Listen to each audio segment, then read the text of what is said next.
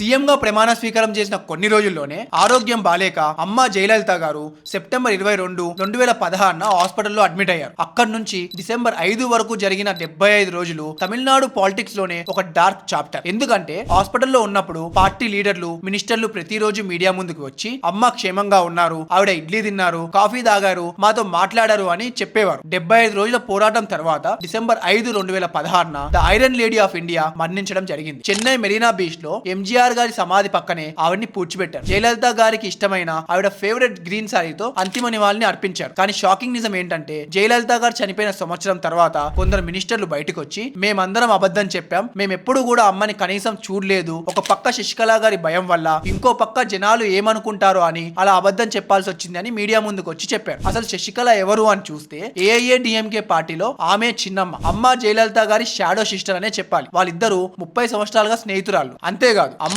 ఆస్తులు కూడా మొత్తం తనే చూసుకునేవారు. జయలలిత గారు హాస్పిటల్లో ఉన్న 75 రోజులు కథ మొత్తాన్ని నడిపించింది శశికళ గారే అని అందరూ అంటారు. అంతేకాదు అమ్మ జయలలిత గారు దత్తత తీసుకున్న విఎన్ సుధాకరన్ గారు కూడా చిన్నమ్మ శశికళ గారి చెల్లి కొడుకు. ఎందుకంటే శశికళ గారికి కూడా ఎవరు పిల్లలు లేరు కాబట్టి. 2016లో అమ్మ జయలలిత గారు మరణించిన తర్వాత 2018లో ఎం కరుణానిధి గారు కూడా మరణించడం జరిగింది. అలా ఒక ఎరా ఆఫ్ ఎంజీఆర్, కరుణానిధి, జయలలిత పూర్తిగా ముగిసింది. తర్వాత ఏం జరిగిందనేది నెక్స్ట్ ఎపిసోడ్స్ లో చూద్దాం. కాంటెంట్ నచ్చితే ఫాలో కొట్టండి.